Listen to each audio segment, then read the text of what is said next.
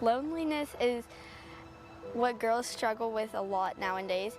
It's not fun being lonely. 70% of girls experience loneliness is honestly not surprising to me because I see it every day at school.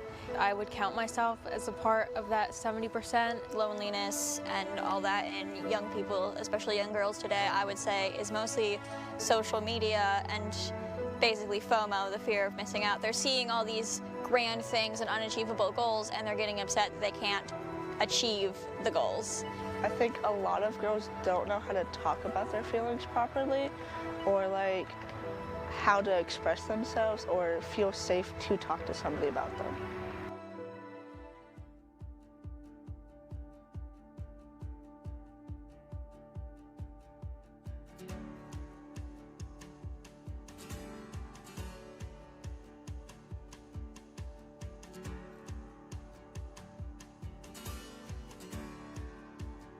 Girl Scouts is such a good place for getting over that loneliness because you make so many friends with so many people who are all like your same age that are going through all the same things that you do, that understand all of your problems, that can help you out with them. And it's so easy to learn new skills because you don't have to be afraid of messing up. We're all messing up in this group. So that just helps you get out of your comfort zone and grow as a person. I joined Girl Scout. My mindset has shifted to become more positive and more welcoming to all the other girls. I can be myself around people because this community has made me kind of like shaped me into the person I am because I can be silly around people, I can be funny, I can be myself, and it's also made me like gain a ton of confidence through that because I'm not putting those expectations on myself, and I know like I am me. Girl Scouts has given me a community where I can be authentically myself and not worry about what others are thinking of me.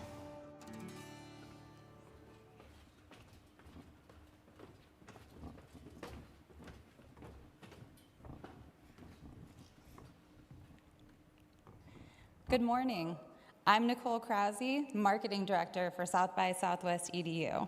And with me, we have Kayla Myers, Programming Manager, Hannah Davis, Festival Programmer, and Madison Flores, our Production Coordinator. And we're the Girl Scouts of South by Southwest EDU. And once a Girl Scout, always a Girl Scout. We may not be selling cookies anymore, though we wouldn't say no to a do-si-do or a Thin Mint right now. But we are still all about building strong communities and lifting each other up. And that's exactly why we're here today. Girls as young as 5 are feeling isolated and experiencing poor mental health outcomes. At an age when your biggest hurdle should be learning to tie your shoes, they're struggling with something as big as loneliness. But if there's one thing we learned from our Girl Scout days, we're stronger together. No one should have to struggle with their mental health alone. It truly takes a village, which brings us here today. As a quick reminder, during the Q&A, you can open your South by Southwest EDU Go app, where you can ask and upvote questions by selecting the Engage button on the session page. All right, it is now our pleasure to welcome to the stage an incredible lineup of panelists who are tackling this issue head-on by supporting, championing, and empowering girls. They're creating positive change in our communities. So please welcome Bonnie Barczykowski, Chief Executive Officer of the Girl Scouts of the USA, Dr. Christine Crawford, Medical Director of the National Alliance on Mental Illness, Isis Martinez, parent and volunteer at the Girl Scouts of Central Texas, and Dylan George, high school student and Gold Award Girl Scout for the Girl Scouts of the USA. Welcome.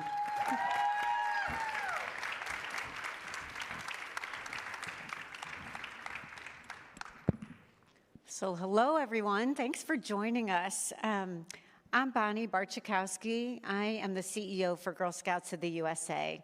And I've been with Girl Scouts for 15 years, including time leading a Girl Scout Council in Eastern Missouri. So last year, and during many years, we've certainly seen, especially since the pandemic, that it's increasingly clear that girls need mental health resources and support. Last year, we conducted research that revealed that girls as young as 5 years old are feeling lonely. And it takes a toll on their confidence. I'm here today, along with my esteemed panelists, to discuss this issue and the village it takes to support girls. I know and I see firsthand what happens when we create a positive environment for girls. They grow up to be life ready. They find their interest. They build self-confidence, and they become agents of change as global citizens. So I'd love to kick off by having our panelists introduce themselves. So Dr. Crawford, I'll begin with you. Hi, everyone. My name is Dr. Christine Crawford. I'm a child and adolescent psychiatrist based out of Boston, and I'm also the Associate Medical Director for NAMI, the National Alliance on Mental Illness. And we have an amazing partnership with the Girl Scouts, and we're so excited to be here. And I was also a Girl Scout myself. I was a Brownie and a junior, so I am so thrilled to be here. Hi everyone, my name is Isis Martinez. I live here in Austin, so excited to be here. I'm a proud board member of the Girl Scouts of Central Texas.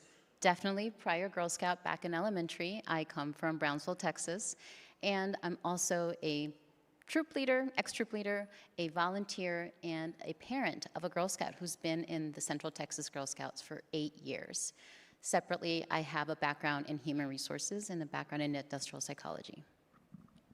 Hi everyone, I'm Dylan George. I am currently a senior at the Hockaday School in Dallas, and I will be attending Brown University this fall. And I am a proud Gold Award Girl Scout. I've been in Girl Scouts for over 10 years now, and I'm just so grateful to Girl Scouts as it's helped me build my confidence, friendships, and it's helped me realize what I want to do in my future, which is combine my interests of psychology and neuroscience and the arts, which I will continue studying in college. So thanks for having me. So as you can see, we have an esteemed panelist group, and we will be taking questions towards the end. So please go to South by Southwest EDU Go app to ask your questions. So the mental health conversation, it really accelerated during the pandemic. And in smaller group settings, we heard Girl Scouts asking for help and resources before then. I'd love to hear from our panelists what they were seeing and what they were hearing before the pandemic. So Dr. Crawford, I'll begin with you. Yeah, as a child psychiatrist, I could tell you that we had a youth mental health crisis long before the pandemic occurred. There were kids who were struggling with anxiety and depression and did not have access to the mental health supports that they so desperately needed. And then the pandemic hit. And kids were already vulnerable, but then to have the pandemic in which they were taken away from those resources, but also they didn't have opportunities to connect with their peers so that they had the resources, the skills, the opportunities to distract themselves with what was going on in the world. And so I had a lot of concerns about the state of mental health for our kids because there's only 8,300 child psychiatrists in the country. There's not enough mental health providers for our youth. And so we were already on the struggle bus beforehand, and unfortunately we're still seeing some of the ramifications of that now. So Bonnie, before COVID, my family and I were lucky enough to be part of a very diverse community in the public school system here in Austin. And what I saw was that the teachers are amazing. They do a lot. I can't thank them enough, and yet it's just too much. Having teachers be responsible for children who, at a moment's notice, could have an outburst and throw a chair across the classroom, making the other children scared, and also understanding that empathy is what we need to lead with is super important.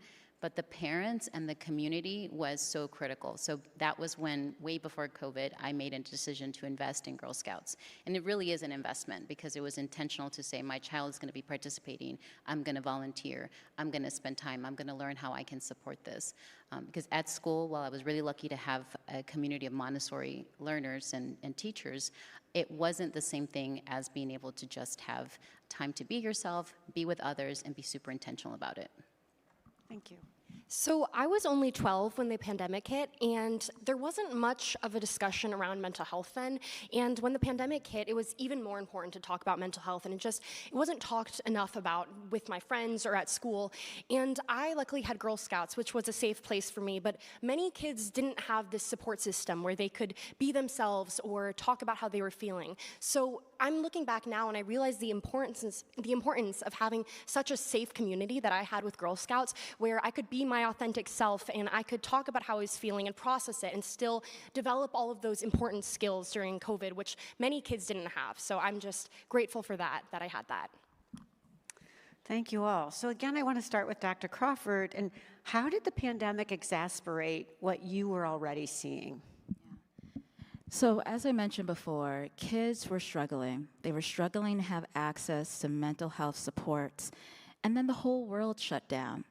Not only were they removed from the supports that were provided in the schools, because a lot of schools have mental health supports that are so critical for our kids to have access to, whether it's school psychologists, social workers, and they were disconnected from all of that. But I think the thing that was even more concerning and the most challenging thing was that parents were struggling themselves.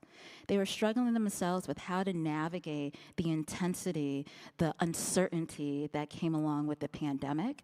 And the kids saw that. They saw that their parents were struggling too.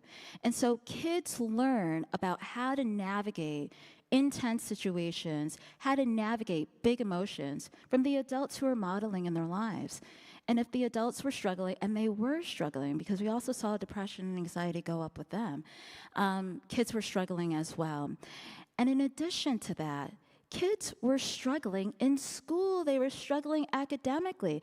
I mean, you all can reflect back on the pandemic when kids were on Zoom doing all of their schoolwork and parents weren't able to keep up with everything that was going on. And then kids went back to school in person and they were behind. And so falling behind academically can really have a huge impact on your self-confidence. You're comparing yourself to your peers. You're noticing that you're not keeping up with the same material. So that had another impact on how kids were feeling. And again, we're still seeing the consequences of all of that today. For our family, COVID was really hard. We had kids in 2 different school systems. So it was actually interesting, sort of like an experiment. You can see how one school maybe had more resources, more time to organize, and other schools, I was like, what do you mean you're gonna do online and in person? Like, are you okay, right? So I didn't think the teachers were able to get the full support. Then to have my kids, as you all know, on Zoom all day. My husband and I are working, and we're thinking, well, they're safe, and so I don't worry about it. Next thing you know, I'm realizing, no, it's async communication. So my daughter's been on YouTube videos probably about 4 or 5 hours, and I need to take this meeting, and this other person's doing this meeting, and this person realizes I need to figure out how to be by myself without talking to anyone for 8 hours a day for months and months on end. So yeah, that wasn't easy.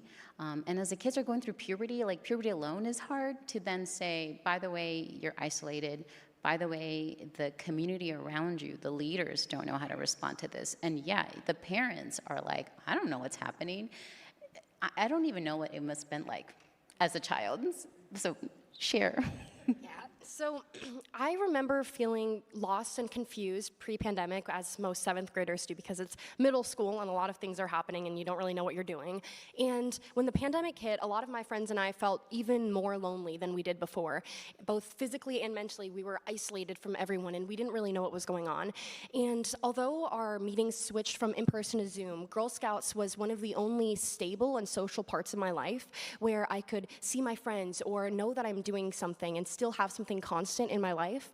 And I remember that our troop leader encouraged us to look for ways to address the pandemic and to find ways to help our community, because many of us kids felt so helpless and we wanted to do something. So for my Silver Award project, which is one of the awards that Girl Scouts can get, my friend and I partnered with a senior living facility, and we sent baked goods and videos and wrote letters to them and did really anything to entertain these seniors, because they were even more lonely than us because they couldn't see their friends or family because of health restrictions and quarantine. So we helped them, and they honestly helped us because we could connect with each other and know that we're doing something that was helping the community around us. So Girl Scouts just really helped me through this time and through the pandemic, and realize that I can continue doing what I love and building connections. So I'm really grateful, because that's also such an important, critical developmental stage in my life in middle school. So I'm really grateful to Girl Scouts that helped me build those skills. Thank you all. So now, on top of all of this, the Surgeon General declared loneliness as an epidemic. So last year, Girl Scouts released research indicating, again, that girls as young as 5 years old are facing loneliness. I have to say that research shook me. And maybe as a grandmother of littles, I looked at my grandchildren and thought, wow, as young as 5 years old? So I'd love to ask our panelists, what surprised you about that research and the findings, and what sadly didn't surprise you? So I was really encouraged by the fact that the survey included kids as young as 5 years old. And for a lot of adults, it's hard for them to even imagine that a kid in kindergarten would be struggling with loneliness, let alone struggling with any big feelings like sadness or anxiety. But we know that to be true. And I'm happy that now we have the data to reflect the fact that kids struggle. Struggling and experiencing loneliness isn't something that just settles in when you're in middle school or in high school or when you're an adult. All kids have the full range of human emotions, including going through the experience of loneliness. So I'm so happy that now we have that data.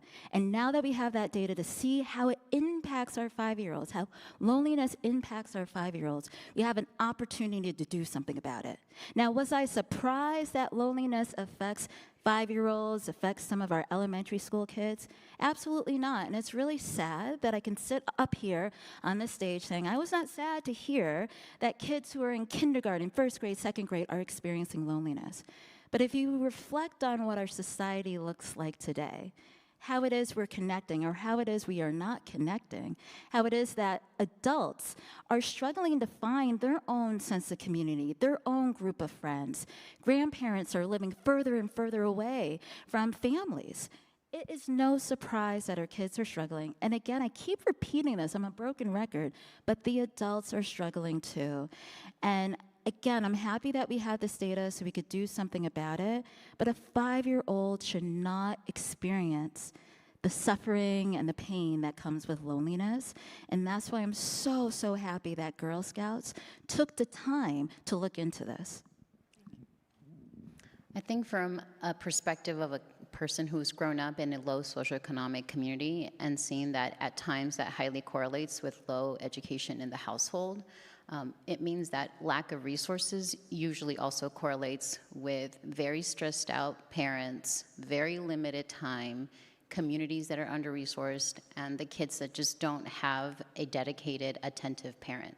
It's not that they don't have loving parents, it's just that the resources within that household is not enough, and the community support around you is extra important. And because I was in a community with a diverse population, I was able to see that. I really appreciated that I was in a place where Girl Scouts was prevalent, where I could take my daughter and for $25 for the whole year, be able to participate in learning opportunities, in building confidence, in making friends with people that I trust. Especially in the Latino, Mexican-American community, you don't just have your child go and hang out with people that are strangers. Usually they have their cousins and their aunts and their friends that are like next door neighbors, but if you don't have that because maybe you're no longer living in that community, you really have to lean into that. So I've seen it when people don't lean into that. I see what that looks like at home. The fact that it's now starting to spread outside of even those with low socioeconomic barriers means that we have to lean in extra to acknowledge that we have to work together as a family, as a community, really the same thing, and to know that there are resources out there for that is really empowering. And exactly she was saying, like the fact that we're recognizing the need for children as young as 5 and not something that like, well, she can just play with her toys, she can just turn on that YouTube video. It's like, no, this becomes a foundational building block. Yeah, so I have a younger sister, and she's not as young as 5, but I see her and her friends a lot and see their lives, and I've realized that childhood, it's a lot more structured now. You go to school, you come home from school, maybe you go to sports practice or rehearsal, and then you go do your homework, and then you wake up and you do it all over again. And there's not much time in the day for kids just to go outside and to see other people or to make friends in their neighborhood. And there's a lot of less unstructured play. So when a lot of kids do have free time, I've noticed that they often turn to devices, and me included, and we turn on the TV or we go on our phone. And this just, it prevents us from creating real personal connections that are so important to learn and to build skills. So I'm not surprised to hear that the data that kids as young as 5 are lonely, because it's lonely sitting in front of a TV by yourself. It's lonely being on your phone and not being around people your own age. You all, I actually have some specific questions for each of you, and Dr. Crawford, I'll again start with you. What should parents and educators, caregivers, what should they know about the causes of loneliness? I think it's important for parents, number one, to be able to recognize that it can lead to something more serious. When kids as young as 5 and 6 are experiencing loneliness, that it can unfortunately put them on a trajectory in which they might evolve into developing more serious mental health conditions. So I take loneliness very seriously. This isn't just a matter of, okay, let's put you in a play group and hope for the best. We really have to be intentional about this. We have to make sure that we're checking in with our kids to see if they feel connected, to see if they feel seen at all. There's so many kids that I see in my clinic who are living in these households with multiple siblings, multiple parents, multiple adults, and nobody in that house notices that kid. Nobody in that house notices what it looks like when that kid is struggling. And so these kids are suffering in silence, surrounded by so many people. So we really have to take it seriously. And first of all, I'm in love with Dylan. She's amazing. I mean, unbelievable. Can we just give her a round of applause? Unbelievable. She needs her own show. It's fantastic. I swear. But she talked about something that was really important, and that's play. Right? And how kids are lacking opportunities to engage in unstructured play. Everything is so regimented, everything is so structured, but play allows for kids to actually develop the skill set that is needed to connect with their peers. Play is something that is so serious that I was trained in play therapy, right? To understand what the world is like for a kid inside of their head. And so as parents, as caregivers, sometimes our own anxiety can rub off on the experiences of our kids. And we like to hold on to them tight. Oh no, don't go outside. Who's gonna be over outside at Billy's house, this, that, and the third? But we need to walk it back a little bit because our kids desperately need these opportunities to go out, have fun, connect, and play. And I feel like, and I know for a fact, that Girl Scouts provides that playground for them to be able to do all of that in a way that parents feel comfortable with it. So parents, teachers need to take it seriously. It can lead to much, much more serious problems, and we have to let kids play. Thank you so much. I love, yes, a round of applause for Dr. Crawford. I love what you've said about now knowing the gaps and then what we intentionally can do to help close these gaps. So I'm going to go to Dylan. Your generation has grown up with the internet and social media. So does being online make you feel more or less connected to others? I think that social media is like a double-edged sword because on one hand, it's the form of communication with my generation. Many of my friends and I have such busy lives and busy schedules that we don't always overlap and we don't always have time to see each other in person. So social media can help us maintain those connections and those friendships. But on the other hand, we know how dangerous social media can be. We know that it can increase anxiety levels and increase depression. We are constantly comparing ourselves to other people we see online who a lot of the time it's fake and filtered. and we're comparing our relationships and our body image, and if we're doing is enough, or if we're not doing enough. And it can really lead to low self-esteem, as many of us know. But the thing that I've noticed that I myself and a lot of my friends are struggling right now is if we take a break from social media, if we stop using social media, a lot of the time we feel even more lonely because maybe we're not included in something, or we didn't see a text string, or we don't get a reference that someone makes and everyone laughs and we feel out of the joke. So a lot of the time when we're not on social media, we feel isolated still. So I think that the best solution, that what I've tried to do, is put my phone down for a little bit during the day and then have designated hours during the day or a few minutes to look at social media so that I can still be in the loop. But we are going to continue living in a world of technology. We can't just quit it altogether. So we need to learn how to help teenagers and help kids know how to maintain and use social media and technology in a healthy way so that we can continue improving our mental health rather than making it worse. Let's amplify that. Truly amazing. Thank you, thank you. So Isis, the loneliness epidemic didn't just affect children. It also affected the adults in their lives, including troop leaders and their families. So why do you think it is so critical that we support the entire ecosystem? So a few years ago, my family was going through some really difficult time with personal health situations going on in extended family. We had to spend a lot of time back and forth. And I was noticing that my kids were going through puberty. This is after COVID, so they're already going with all that anxiety of I didn't really learn how to socialize. I didn't really learn the cues and the norms. And then, my social anxiety of am I making friends? Do people like me? And I was so happy when I came across the fact that Girl Scout had invested in a badge to help create awareness and really normalize this concept that this is happening. Because I do think there's a stigma when a parent finds out that their child is going through a mental health crisis. I can tell you personally, you don't talk about it. You're if I say that, that means that I'm the problem, and I'm not ready to fully encompass that. There's just a lot of guilt. So to start socializing this concept, it's okay to talk about it, it's okay to address that it helps. I mean, nobody would say I can't believe you have a headache. What are you, a bad parent? Your child has that. Nobody would say that. And so knowing that Girl Scouts is investing with NAMI to provide valid tools and resources is really a breath of fresh air. I tell people, join Girl Scouts at the minimum so that you can become educated with how to handle the community that we are raising. And then as a troop leader, the fact that you then have to lead a group of girls who are all going through potentially mental health crisis is really challenging. So you don't want to just leave that person to their own figure it out. You want them to feel empowered, and at the same time normalize that they should be able to flag it to the parent, and it's a community effort. So I'm really happy that we have that, and we don't want to just leave people hanging on their own and feeling like it's something dark and you don't want to tell anyone because you're a bad person. Thank you. Another interesting finding from our research was that some girls indicated they have a hard time making friends.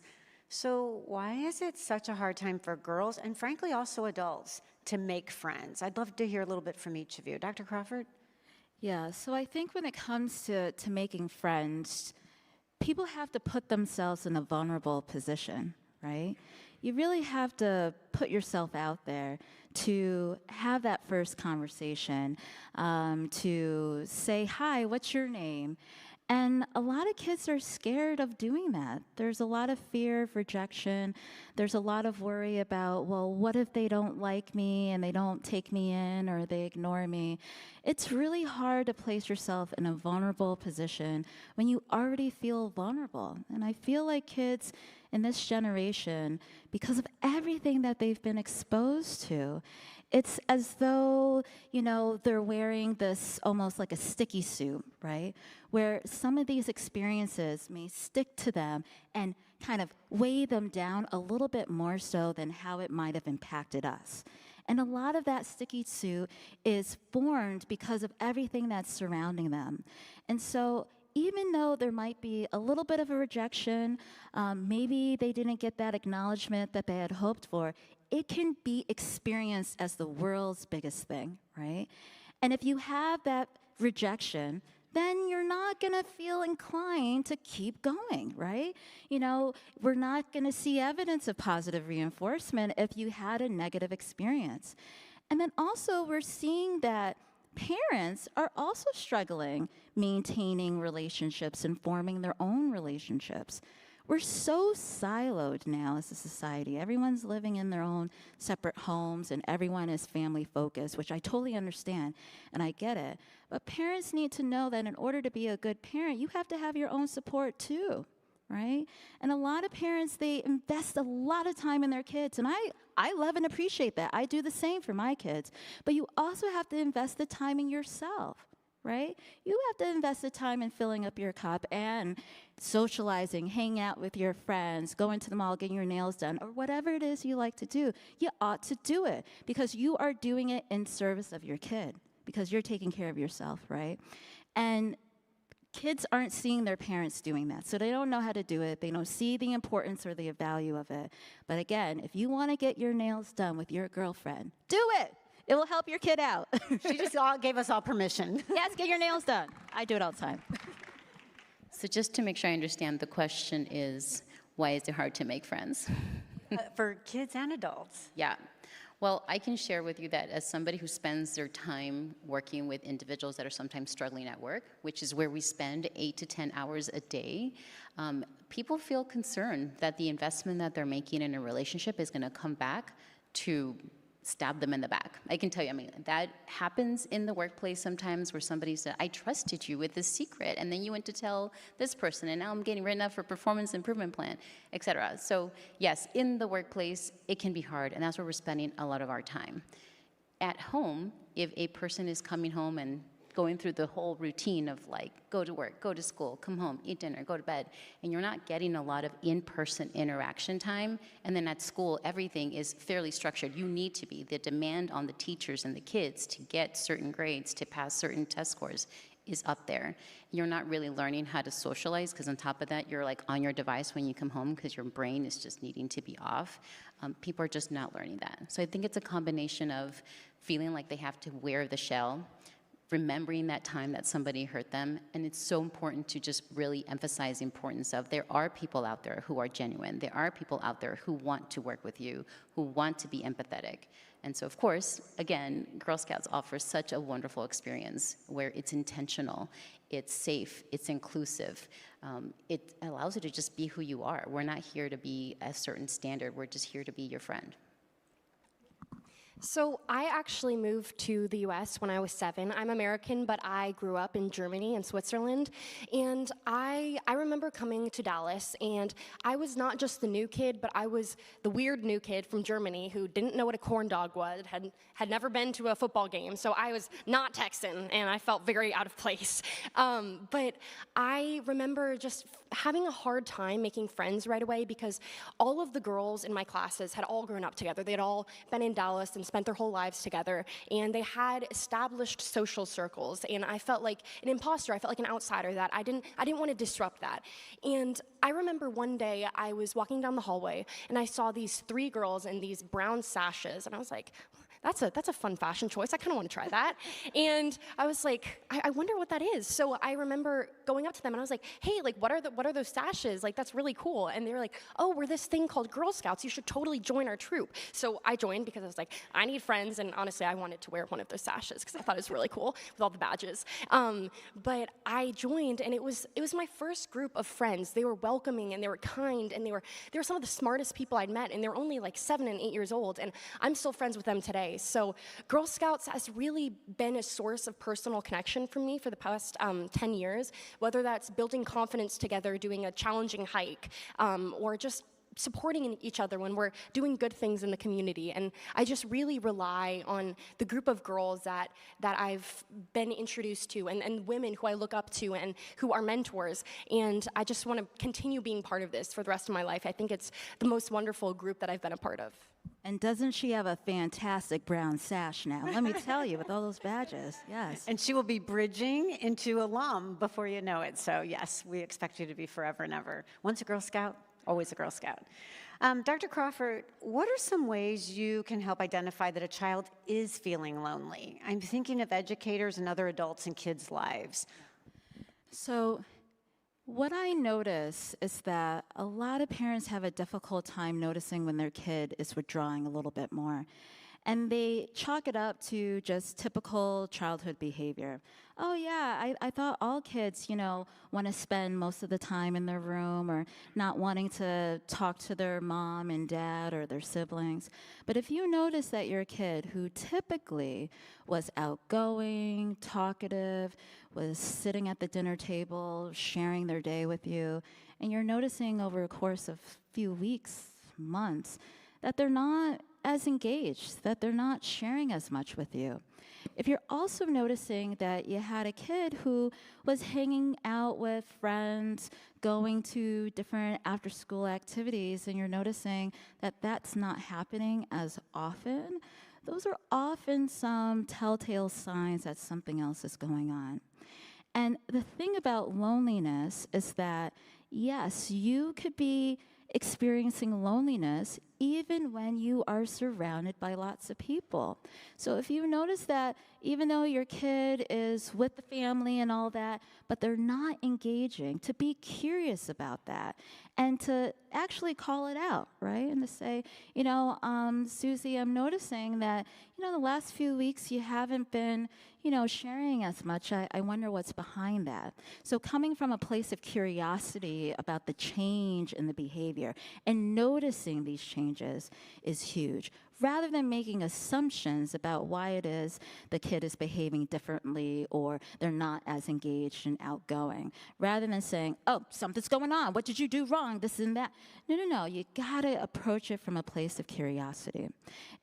If you're noticing that the kid is having a hard time functioning, and what I mean by that is it's hard for them to do the things they would usually do, like brush their teeth, take care of their hair, eat properly, sleep properly. If you see that those things are a little bit off, or if their grades are starting to decline, you're getting more phone calls from the teacher at school, those are clear signs that something is going on, and you ought to dig a little bit deeper to better understand what's behind all of that. Thank you. One thing I know about Girl Scouts is we're always willing and able to lean in to help solve a problem. So Isis, I'd love to hear from you about what Girl Scouts is doing that you see to provide solutions to the loneliness epidemic. Yes, so as I mentioned a few years ago, I was delighted to see that Girl Scouts had made an investment in partnering with NAMI and develop a badge to create a sense of awareness amongst the girls, not just the parents and the troop leaders, but amongst the girls, and to provide the language and the space to have these conversations. I think that is like the most important thing you can do, because again, girls may start telling each other, oh, I feel this way. And if that girl wants to be a friend, they're like, oh, me too. And all of a sudden, this happens, they go onto YouTube and they start self-diagnosing. And they're like, Mom, I have ADHD and I have this, but this is how I'm gonna, and they literally think that they are like now empowered with all the facts of individuals who are coaching them, and the other individuals probably like, I don't even know how to explain why they feel so confident. I'm passionate. I'm curious to know why that happens. But then they start diagnosing and they don't share. And then they start making decisions as to how self-treat, and that happens as well. So for a child to do that, because maybe at home it's not being discussed, and I can tell you there's a lot of parents who literally do not believe that it is a mental health crisis. They just think the child has bad friends, they just think the child needs more outdoor time or something, and that's it. And the parent is not investing. So what I love what she was saying, because what I've learned is that kids also sometimes don't tell their parents, and they start masking. And this happened at home, where somebody's like, oh, I've been doing this for like 3 months. And I'm like, what? I mean, like, I thought you were quote unquote like normal. They're like, no, I just think you're really stressed out. You tell me you have all these things at work, and you tell me the taxes are due, and you tell me the school loans, and so I just feel like I'm adding more to your plate. And I was like, how do you not know that you were the most important thing to me? And so what I realized is me expecting the child to know that without me making it an intentional effort was actually not going to happen. So it's something as simple as we now have 1 hour a week where it's myself, my husband, and my child. And yes, therapy is critical, but if you're not doing something at home as well, and you're not investing in making an effort to have like Girl Scouts, so it's super accessible, then no, the child will not think that that is something you want to add onto your plate. Thank you. Dylan, I understand that you've also done some work in your community to tackle this head on. So tell us a little bit more about that. Yes, so I completed my Gold Award project probably about a year and a half ago, and that's a project that Girl Scouts do to leave a lasting impact on their community. So for my Gold Award project, I partnered with Mosaic Family Services in Dallas, which is a domestic violence shelter for women and children. And when I was researching the psychological effects of trauma, I realized how important it was that social emotional learning helps children develop healthy mindsets and able to process their emotions, because most of these children have had to uproot their lives and had to leave their friends and had to leave their homes and start somewhere new, and that is incredibly lonely. So I wanted to do something to help these kids. That I came in and I saw this, and I've been doing performing arts my whole life, and I know firsthand the benefits of it. It's made me more confident. It's helped me talk with other people and really understand how I'm feeling. So I created a social emotional curriculum based in the performing arts to these young kids, and I would teach building confidence through improv acting games, or naming our emotions through role playing or puppets. And I really noticed a change in the kids because they were able to name their emotions and they were able to tell me how they felt more, and it was a way more open and communicative environment. And this project is still going on today. The shelter is still using my curriculum week after week, and more kids are exposed to this thing that I put together, and I'm trying to talk about it more so that more and more kids realize the importance of the arts and how it can really help them in their mental health. So I think that by doing this project, it really helps me realize that I can be my most authentic and confident self and create the most change in my community when I'm putting my full self out there. And for me, that meant combining my interests of psychology and neuroscience and arts, and finding ways in which I can bring all of those parts of myself together to do something to help other people and help discover who I was along the way and what I want to do in the future. So I'm just really grateful for that project because it really helped me realize what I want to do and kind of who I am and how I can help other people. So, yes. Thank you, Dylan, and congratulations on your Gold Award. So, Dr. Crawford, what advice would you give to the parents or adults who are seeing loneliness in their children? So, it sounds kind of cliche, but if you see something, say something. And I really, really mean that, because it can be really hard as a parent to see your kids struggling, to bear witness to their suffering. And so as a defense mechanism, sometimes we turn a blind eye to it. We convince ourselves, no, Susie's okay, she's okay, right? But you denying what it is you're actually seeing with your eyes is actually going to have a negative impact on your kid, you know? And so when we turn a blind eye to something that's right in front of us, we're doing that only in service of ourselves and our own discomfort. But we really have to lean into what is right in front of us and to be curious about it, to acknowledge it, even as painful as it must be, and it may be, to hear your 5-year-old say to you, you know, Mom, I am sad and I'm feeling really lonely. Nobody wants to have that conversation. But the fact that you have an opportunity to connect with your kid, to engage in that conversation, provides you with an opportunity to do something about it, right? You'd rather do something about it at the age of 5 than at the age of 18, right before they're going off to college, right? We need to be able to provide our young people with the tools and skills that are necessary in order to be on this trajectory in which they're thriving, they're confident. But if we keep denying them these opportunities by turning a blind eye, saying, no, everything is fine, then again, they won't be able to acquire those tools. So I tell my parents, yes, it is hard, and you ought to do something about it. And then also, it can be hard when you have teachers who might give you a phone call expressing concern about your kid.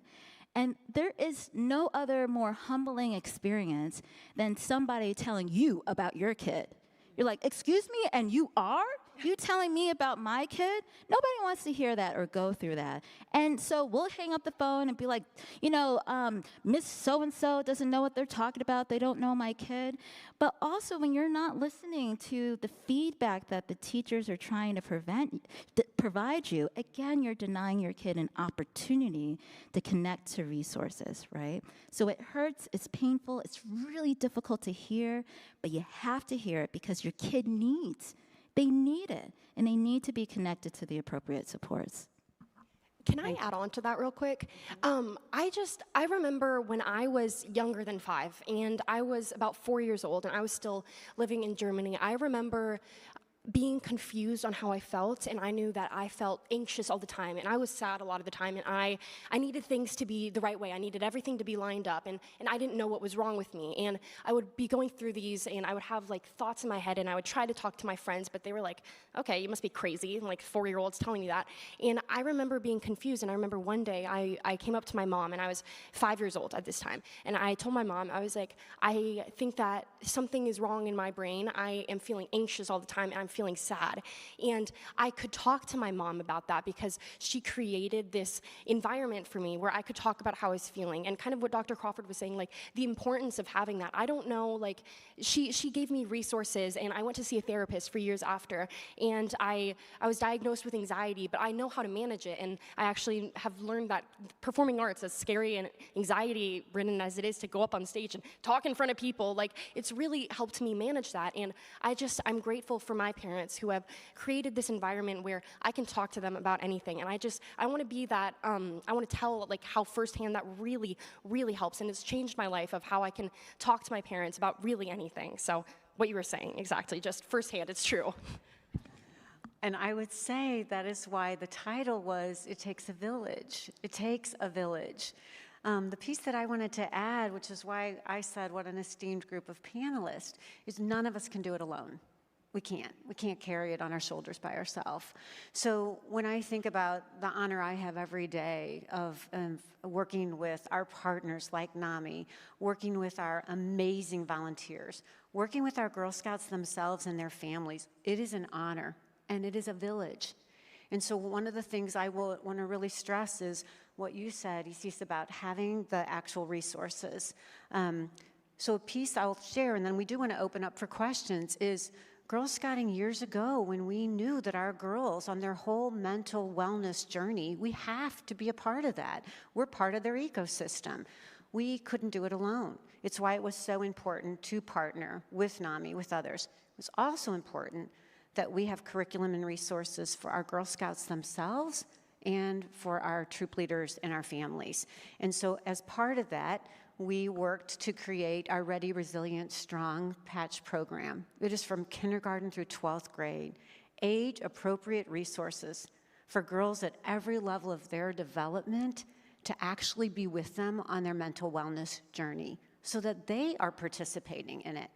And then the resources like our Mental Health 101, which is a program and resources for our adults. So back to your point about having the right language, knowing what questions to ask, knowing what things to look for, because none of us can do it alone, or we end up playing a guessing game, and that doesn't help anybody. So I really want to stress how grateful I am for our panelists today and the role that they play in the lives of our girls and within our Girl Scouting ecosystem. So it's been really insightful. I'm grateful to all of you. I do want to thank each of you. And that, again, our work depends on this village. So I also want to do a call to say, if you want to be part of this village, if you're not part of it yet, please join us. At girlscouts.org, you can determine that you want to help volunteer. You can be a part in any way that works for you. And if you have a young girl in your life, it is never too late for her to begin in Girl Scouting. So again, we have the resources and we're available for you. So I know now we do want to open up for some questions from the audience, so I'll pause and see if questions come up. Okay. So this question, I'll start with you, Dr. Crawford. So what are developmentally appropriate questions to ask younger kids, 4 to 5, to check in with them about their mental health? And then maybe what about that 6 to 8-year-old? So kids around the age of 3 are learning how to identify emotional states in other people. They're learning how to label different emotional states, sadness, anger. And so the way that you would talk to a kid who is 4 or 5 is you're going to use very, very basic terms that are just rooted in emotional states, okay? And you're going to do so through modeling. You could say something to your kid like, man, I've been feeling really sad. And when I'm sad, I do a lot of this. I move really slow. And sometimes I like to eat a lot of ice cream. I wonder, have you been feeling like that lately? Keep it simple, right? And you're doing a depression screen right there. But they're able to recognize those things. But if you are labeling what it is that you go through, what it looks like when you're sad, then they'll be able to internalize that and think to themselves, am I also experiencing sadness? I remember my mom was saying that when she's sad, she moves a little bit slower, she sleeps a lot. Maybe I ought to let her know that I'm experiencing the same thing. Now, when it comes to kids who are in elementary school, maybe they're 2nd, 3rd grade, and what have you, you're going to amp it up a little bit, right? So you're going to talk about your feelings. You're going to model, oh, I've been feeling really anxious. I wonder, is that something you've been experiencing lately in school? They might not want to share with you what it is that they're feeling inside, but I oftentimes ask kids about their friends and what it is that they're seeing in their friends.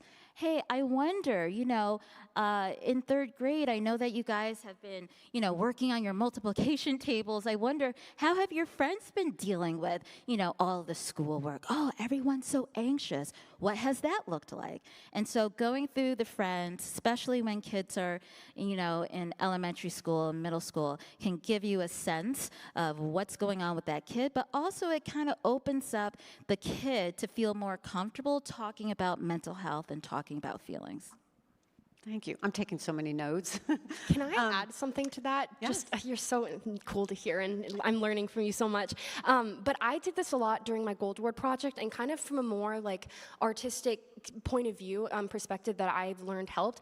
Sometimes doing crafts or activities that are based in emotion really helps with younger kids, because when I was going about and I'm like, how can I teach these young kids about emotion? How can I tell them, hey, this is how to recognize anxiety. This is how to recognize when I'm feeling left out. So I did many activities, and one of them we made glitter jars, and we put in different colors, and each of the colors represented our emotions. And I would go first, and I'd be like, I felt a little sad this morning, so I'm going to put in this blue because it represents sad for me, and I'm a little angry at my sister because she took my makeup, so I'm going to put that in there, and I'm going to put in, but I'm feeling really happy that I'm here with all of you today, and I'm putting in all of my emotions, and then they can do that too, and they would be like, oh, I'm feeling this way, but I don't know what it is, so I'm just going to put in more of this color. And then we would shake our glitter jars, and we would see that all of these emotions are rising, and it's shaken. And then I would tell them, and I was like, if you do some deep breathing, and if you understand what your emotions, the glitter will settle. And that really stuck with a lot of the kids, even so that the next day when I came and I taught, they were like, I used my glitter jar when I was really sad at home the other day, and it helped me process my emotions. And then also, puppet role play is amazing for kids. I really recommend that, because if you use puppets with younger kids, a lot of the time they have trouble, especially if they've gone through some sort of trauma, they have trouble putting the emotions to themselves. So a lot of the time it's like, hey, how's your puppet lion doing today? Oh, my puppet lion is a little sad today, and tell me more about that. And it really helps them name emotions without having to be vulnerable and say, I'm feeling this way. So kind of what Dr. Crawford was saying, it's really cool, and it's really cool to do it through the arts. So I highly recommend that.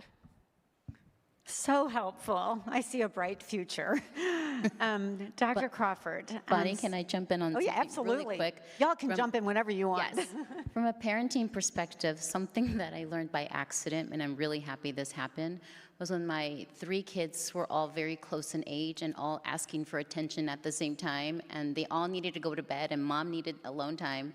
We instituted a 5-minute rule where I would just put my 5 minutes on my watch or my phone. I said, okay, I'll stay with you for 5 minutes, and then I'm leaving, and we'll be okay. And they knew that every day it was 5 minutes. It wasn't this like, please go to bed, please go to bed. That 5-minute rule also included no interruption. So if I'm with your brother, you two have to not talk, not interrupt, be in your bed, and then you get the exact same thing. And that started when my daughter was born, and my middle one was 16 months, and my other one was like 3 or 4 years old. And we continue that until probably in the last few months with all 3.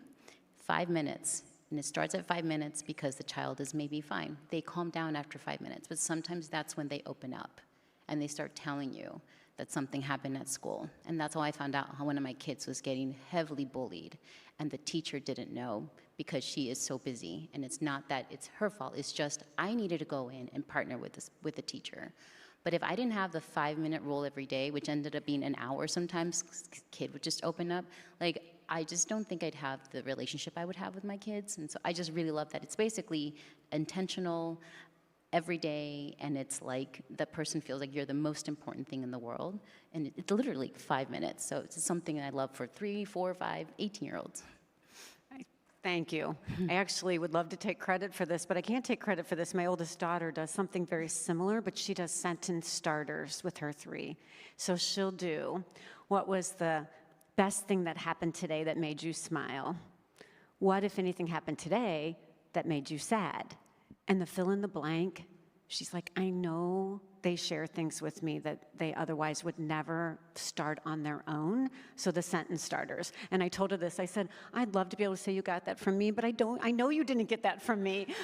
So it's great to have those kind of ideas for all of us to take and activate on. Thank you all. Dr. Crawford, sometimes kids say no to going to extracurricular activities that may help them improve their confidence. So how can you help your children overcome that? So we oftentimes fall into this trap where we believe that we have the solution for our kid. You ought to join this club. You ought to sign up for this, that, and the third. And when we force our kids to engage in certain activities, unfortunately, when they start that activity, they're going to come from a place or be in a place in which they're like, I'm not going to lean into this because mom forced me to do it, right? And I do think that it is important to share opportunities with your kid, even if they don't say no, even if they do say no, but to just let them know what's out there, because you are planting the seed for them about what these activities are all about and what are some of the possible benefits of those activities. So continue to talk to them about it, but don't force them into it. Don't sign them up for it if it's something that they don't want to do, because they're not going to get the most out of it.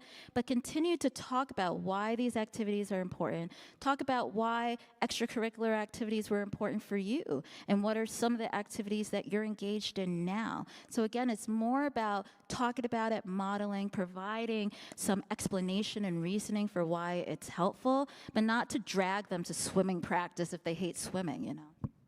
Thank you. I'm going to take this next question because it is, as a mental health professional, is there a way to support Girl Scout troops or initiatives? When you go to girlscouts.org, you can actually plug in and find the Girl Scout council that is closest to you. I can tell you from leading a local council, there are so many episodic mentorship opportunities available. So you leaning in and saying, here's my background, here's where I come from. If you're doing a program, I'd love to be able to lean and assist. I always say, we're going to lure you in for that one, and you're going to want to keep coming back. So there are so many opportunities to engage with Girl Scouts. It's always nice to find that first one if you're currently not doing it. So hopefully that answered that question. And I think we have time for one more question. So I will say, what are suggestions for young women graduating who have missed, Can you read it from yours? have missed the opportunity. Oh, did it go away? It was something. It went away. Yeah, somehow it disappeared. Something about missing the opportunity to be part of Girl Scouts before graduating. Thank you. It's never too late. It's never too late. So Girl Scouting, even though our girls go kindergarten through 12th grade, and I say our young alum, I invite everybody to be part of Girl Scouts. We have adult members of Girl Scouts. I'm an adult member of Girl Scouts. My daughters and son-in-laws are adult members of Girl Scouts. Why? Because we're all in this village together. So it is never too late. Please lean in, and again, we will find a great way for you to be able to participate and be part of our village with us. So this has been fabulous. Thank you all. Thank you for the great questions, and thank you all, and let's give them a round of applause.